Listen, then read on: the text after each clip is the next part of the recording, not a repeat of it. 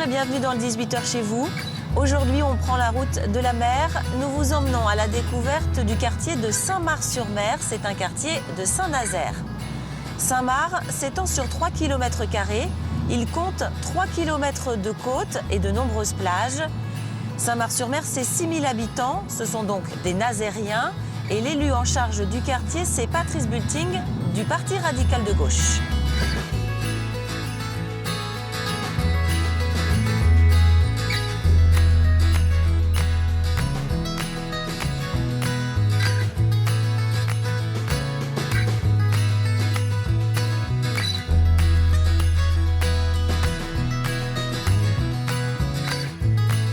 On débute la visite de Saint-Mars-sur-Mer, ici, juste au-dessus de la plage de Monsieur Hulot, avec vous, Pierre Joubert. Bonjour. Bonjour. Alors, vous habitez le quartier depuis très très longtemps. Et la visite, on la débute là. C'est l'endroit symbolique du quartier, avec Monsieur Hulot derrière nous, sa statue. Voilà, c'est ça. C'est un endroit où, justement, quand j'étais gamin et que j'ai eu la chance de figurer dans le film, c'est exactement cet endroit-là qu'on se trouvait à la fin du film. Et on se balance du sable. Et Tati est là. Et c'est la fin du film. Et Tati est très très désabusée parce que les gens qui étaient à l'hôtel avec lui le snob. Donc il se retourne vers les enfants qui représentent au contraire la naïveté, la spontanéité des enfants qui sont capables de s'amuser pendant les vacances. Et puis nous on est là. Alors vous avez eu la chance de jouer dans ce film. Aujourd'hui, Monsieur Hulot, il est là, il est toujours là et il fait venir du monde. C'est vraiment un attrait touristique. C'est une statue extrêmement bien réussie. C'est le sculpteur Delbar qui a fait ça. Ça a été fait dans les années 90. C'est la municipalité qui a commandé ça. Et c'est un attrait énorme. Il y a toujours du monde. Et que font les gens? Ils vont s'accrocher au bras de Hulot et ils vont prendre la pause. Et voilà, donc c'est sans arrêt. Nous aussi, on fait partie d'une association Culture et Loisirs. Et on installe à partir du mois d'avril des cabines là qui ressemblent un petit peu à celle du décor du film, ouais. Avec un petit carré à l'intérieur qui montre l'aspect actuel de Saint-Mars et en dessous les images du film qui correspondent. D'accord, là on va poursuivre la visite, on va aller dans le centre-ville où on aperçoit les commerces. Centre-village. Voilà.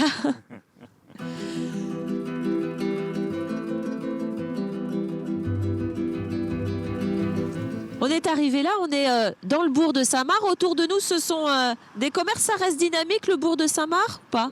C'est dynamique une certaine époque, l'été évidemment, et puis ça se calme quand même évidemment à la saison, à la petite saison.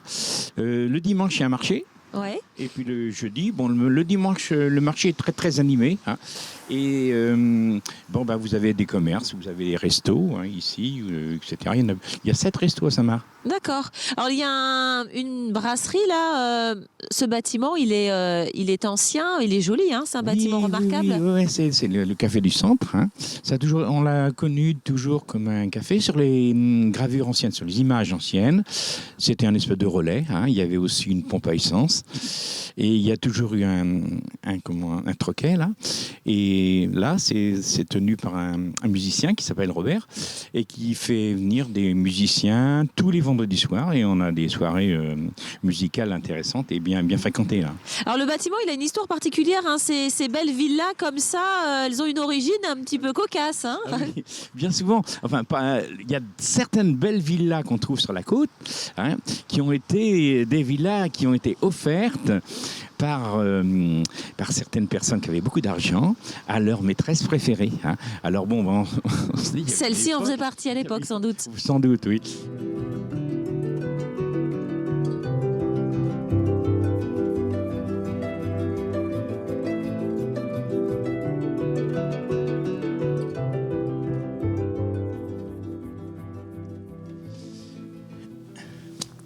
Alors là, vous voyez...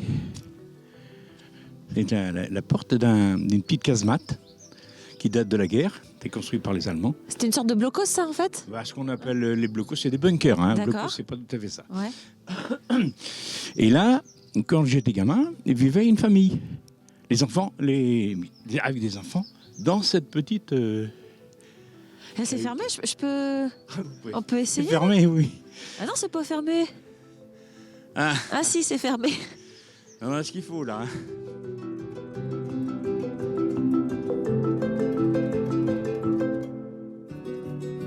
On termine la visite, on vient de grimper la butte du château. Là, on a vraiment une vue sur la plage, on a une vue sur l'estuaire qui se termine. Et en fait, c'était un endroit stratégique, Saint-Marc, pour les bateaux, pour l'entrée dans l'estuaire. Il y avait un poste de secours, c'est ça? Voilà, il y avait un poste de secours qui avait été construit à l'époque du commandant Charcot. La jetée avait été construite justement pour permettre le démarrage des bateaux de sauvetage en cas de naufrage. Alors, pour prévenir les gars des coins qu'il y avait un naufrage, il y a un petit canon qui se trouve là-bas, près du belvédère, là. Et puis en route, on partait pour aller sauver, ce qu'il y avait sauvé. D'accord. Alors aujourd'hui, cette plage, elle s'anime forcément l'été. Il y a un petit club de plage, il y a des animations. Ça ressemble à quoi, ça, l'été, ici? L'été, c'est extrêmement animé. Hein. Vous avez une plage de Saint-Marc maintenant qui est extrêmement fréquentée. C'est à la fois familial. Il y a aussi un club de plage qui s'est installé. Et puis la plage, il y en a 1, 2, 3, 4, 5. Oui, Saint-Marc, c'est pas qu'une plage, il y en a de nombreuses, voilà. Ouais. Jusqu'à la pointe de Chaumounin, là-bas, qui marque où il y a le sémaphore. D'accord. La séparation avec Pornichet derrière. Là, c'est la Loire, l'estuaire. Et puis après, c'est l'océan. Hein. On est donc Saint-Marc-sur-Mer, hein, mais en vérité, on est encore un petit peu en estuaire. Hein. On voit la couleur de l'eau, c'est pas vraiment le bleu de l'océan encore. Hein. D'accord, bon, très bien. Merci beaucoup pour cette visite. Eh bien, écoutez, je suis enchanté de vous avoir présenté ça. Hein.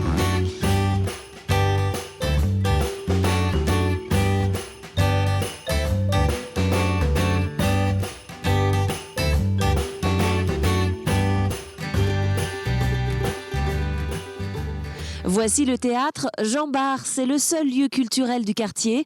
Autrefois, c'était un cinéma, il a ouvert dans les années 50. Aujourd'hui, c'est un théâtre municipal avec près de 250 places. Manon Hérault, bonjour. Vous travaillez à l'association Athénor. On vient de voir des scolaires sortir du théâtre Jean Bart. Les scolaires, ça c'est une grosse partie du public pour lequel vous vous occupez des spectacles, c'est ça? Qu'est-ce que vous faites à l'association? Alors, Athénor est une scène nomade de création artistique et de diffusion de spectacles qui s'adresse principalement à du jeune public, mais pas que. Et dans ce cadre-là, effectivement, on accueille régulièrement des scolaires, comme vous avez pu le voir, en représentation. Alors, c'est-à-dire que les spectacles, ça va être du théâtre, il peut y avoir de la danse, de la musique, c'est quoi comme style de spectacle? C'est un panel de langage artistique, donc ça va effectivement du théâtre, de l'écriture, de la création sonore, de la danse parfois. Ça dépend des artistes qu'on accueille, des projets qu'on accompagne. Alors ça se passe sur plusieurs sites, hein. Ça peut être à l'extérieur, dans des écoles, dans des maisons de quartier. Le théâtre Jean Bart, ça fait partie des lieux où les spectacles se produisent. C'est un lieu qui fait venir autant les Nazériens que si ça se passait sur Saint-Nazaire. Je ne sais pas, c'est quoi le rapport avec ce théâtre-là? Oui, tout à fait. Alors, le quartier de Saint-Marc étant excentré par rapport au centre-ville de Saint-Nazaire et à la fois un quartier qui est ouvert sur la mer, nous, dans le cadre de notre activité, on accueille donc des artistes au théâtre Jean Bart, à la fois en résidence et pour des représentations scolaires et tout public, pour lesquelles se déplacent les Nazériens. Donc, ça, c'est intéressant effectivement à noter qu'il y a vraiment une circulation vers ce théâtre ici. Et Athénor, scène nomade, effectivement, on est conventionné par la ville de Saint-Nazaire. Et dans ce cadre-là, on a un certain nombre de jours ouvrés durant lesquels on occupe donc, le théâtre Jean Bart.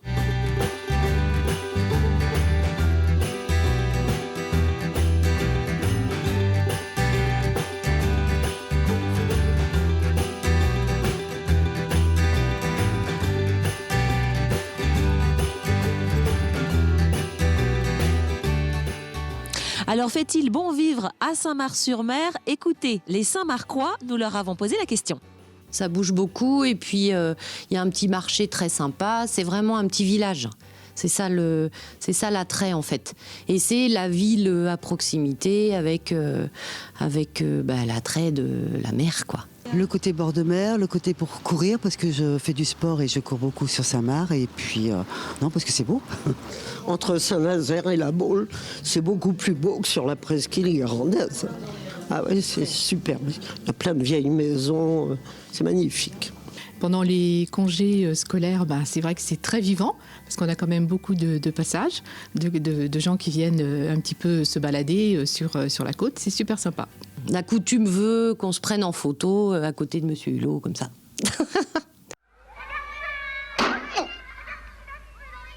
Oh, quel ravissant spectacle, n'est-ce pas, cher monsieur? Justement, j'admirais la mer. Ces rochers, ces petites voiles blanches, tout ça, c'est vraiment joli. Qu'est-ce qu'on aperçoit là-bas? C'est Saint-Nazaire?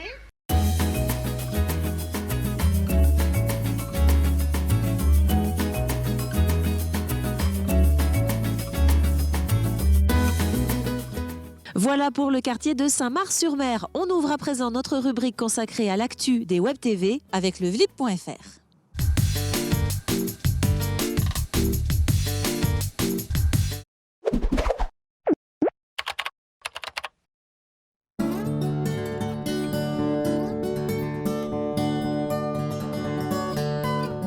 La rédac Nord du vlip.fr a pris comme QG la mano et part à la découverte de l'engagement sous toutes ses formes dans le quartier.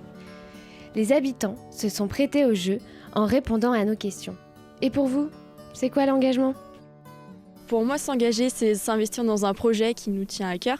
C'est consacrer son temps, son énergie. Je m'engage à être là tous les matins, à faire le travail qu'on me demande, à rester jusqu'à leur demander. Rien que le fait d'avoir un travail, c'est un engagement parce qu'on s'investit dans quelque chose et que peu importe le métier que c'est, ça apporte quelque chose aux autres et à l'entreprise. Ça m'évoque le don de soi. C'est surtout aussi un don de soi qui permet de partager avec le public aussi. Beaucoup de temps. Pour moi, je mets beaucoup de temps. Déjà, j'ai les cours à côté et ça me demande énormément de temps. Mais vu que ça me plaît, donc ça, peu m'importe le temps que je mets dedans. Je fais partie de l'association SNCF où je donne des cours. Donc je suis engagée auprès de mes élèves parce que je leur fais décorer. Je leur apprends un peu ce que j'aime, réaliser un peu leurs rêves avec ce que moi je sais faire. Quelque chose qu'on donne, quelque chose qui nous coûte, mais qu'on donne. Donc c'est forcément pas négatif, mais c'est une certaine contrainte. Il faut faire bien les choses jusqu'au bout et s'investir. Ce qui est plus difficile, c'est de tenir son engagement. Mais quand c'est quelque chose qui nous plaît et qui nous tient à cœur, en général, on n'a pas de mal à aller jusqu'au bout. Pour moi, je me suis engagée là en ce moment dans une association, la Gira 44, à mener un projet sur l'immigration. Pour moi, les bénéfices, c'est de voir les jeunes s'épanouir dans ce qu'on leur propose, dans leurs projets qu'eux-mêmes veulent faire. Et pour moi, c'est ça le bénéfice en fait.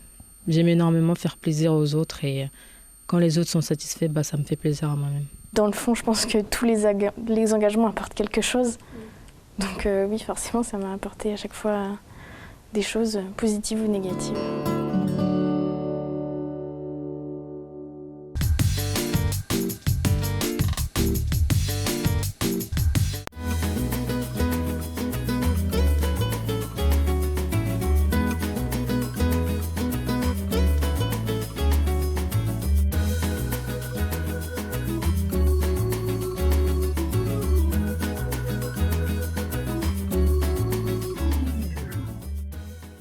Et c'est dans le hall du célèbre hôtel de la Plage à Saint-Mars-sur-Mer que l'on termine ce 18h chez vous avec les coups de cœur des idées de rendez-vous à vivre en Loire-Atlantique et une première idée de sortie ici à Saint-Nazaire le samedi 30 avril. Ça se passe au théâtre de Saint-Nazaire. C'est un concert de Alexis HK.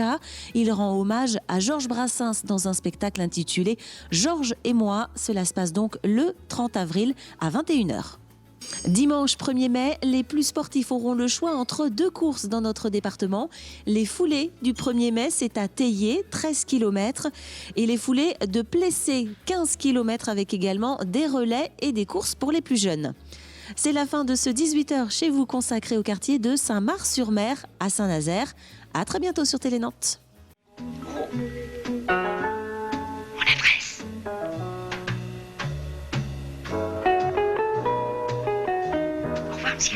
Au revoir au plaisir.